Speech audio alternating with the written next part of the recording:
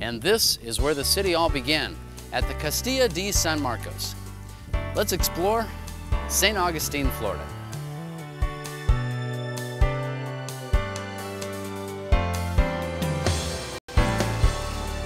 This one is for RVers who want some history mixed in there with a great beach, nice scenery, and a little boating. St. Augustine will surprise you. It's not on the Florida radar like, say, Daytona or Panama City, but it was around long before the other Florida beach communities.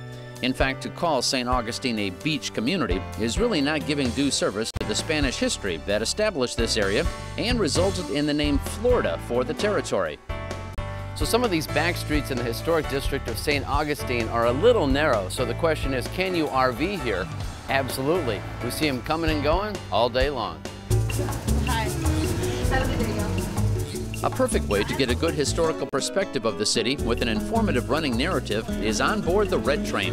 The one-hour tour circles the historic downtown district and takes in all the main attractions like the old city gates, St. George Street, Flagler College, and the oldest wooden schoolhouse in the country.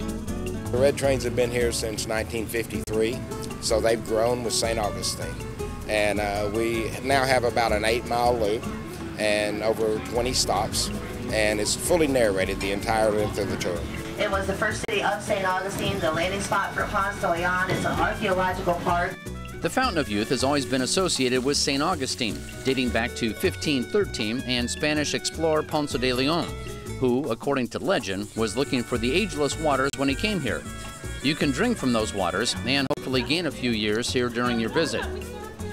Another stop on the train is the original Ripley's Believe It or Not, where visitors can tour the many exhibits and learn about some of the bizarre incidents that occurred in the city and right here. When it was the hotel, there was a fire that broke out and 2 women were murdered, and they said that the fire started to kind of hide the murder that took place in there. Really? And they never found out exactly what happened to the 2 women. But Where it happened, right up there? Yeah, it's in the top left-hand corner. Top left corner. Yep. This is the old Spanish Quarter in historic St. Augustine, where they've set up what they call the Living History Museum, where visitors can observe townspeople acting in the role of merchants, just like they did back in the 18th century. So all that for a single nail. For a single nail. However, in the 18th century, with 3 or 4 people working in this shop together, you could produce them quite quickly. I love how that vise works. Well, and it gives you the added benefit of getting to work sitting down. That's not a bad deal. Yeah, when you're as old as I am. When you're pushing 40, right? Yeah. Yeah. If she was handy with a needle, she spent a great deal of time doing needlework. Mm-hmm. Right, while the husband's over at the fort. He was over there 24 hours, off 24. At least that's what he said. Yeah, that's right. The historic bayside of the city showcases fine B&Bs with great architecture like the Casablanca Inn. And a great spot to sample the local cuisine is the nearby Spanish Bakery. Right, and what's this? Spanish picadilla. Basically, it's a good Spanish meat sauce. It's Ooh, like a chili. That looks hearty. But there's no beans in it, served over rice. A little bit spicy, but not too bad. Like it. Local favorite is our chicken soup with orzo. Yum. And because we're in the dead of summer right now, the dog days, we have cold gazpacho. It's a cold vegetable soup, so it's in my cooler staying nice and cold. We thoroughly enjoyed it, and we'll be back. we'll be back, but the main thing is we're going to get out of the rain and get something to eat. Very good. Well, you know, the Spanish Bakery is right around the corner Well, here. I see that, but there's an English pub, too, and that's what I'm partial to. Hey, if you like a campgrounds with a beach, how about this setting at the North Beach Campgrounds, just 5 minutes to the north of St. Augustine, where you can see the sun rise on the Atlantic and see the sunset on the Intercoastal. And for folks visiting St. Augustine, what a great place to set up camp here. You're just a stone's throw from the old city there, and you can also enjoy the ocean. Yes, sir. We're about 5 miles from downtown St. Augustine.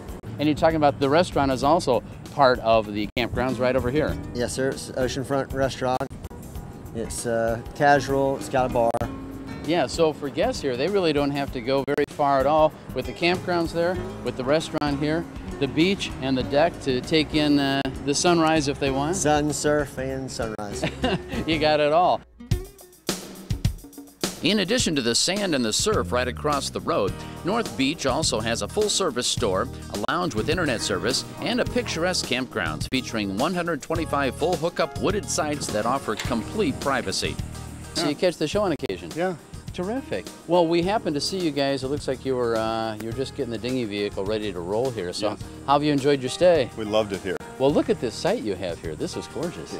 I don't know if you've been in this park or not, but yeah, it's really gorgeous. My wife and daughter drove around and went through, and you've got these overarching trees, and it's like tunnels everywhere. It's really very beautiful. I mean, you've got the beach right across the street, and Kathy and Allie were body surfing the other day. Really? Really, really fun. Yeah, it's very nice.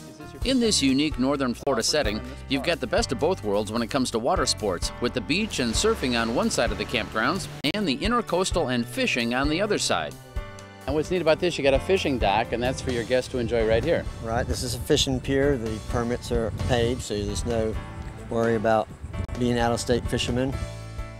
Here's another wonderful opportunity for guests to the Saint Augustine area to learn and interact with dolphins at Marineland, just south of the city. Through the entire summer, we were booked in all of our programs every day, months in advance in some cases. This is just an incredible environment to be able to have the opportunity to do these programs. And there's 5 different programs that folks can participate in here, right? Absolutely. They range from those in which you just stand along the side of the habitat and participate with dolphins, feeding them, touching them, sending them on command, to those that actually involve getting in the water, including the deep water.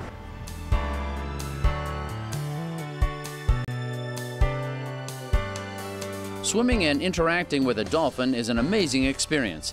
They are highly intelligent mammals, brighter than a lot of people out there these days. And if you've never done it, put it on the list. You can do that and take in the history, water sports, and great culture on an RV adventure to Saint Augustine.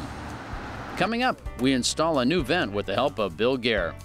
Then we're going to measure 1 3/4 inches.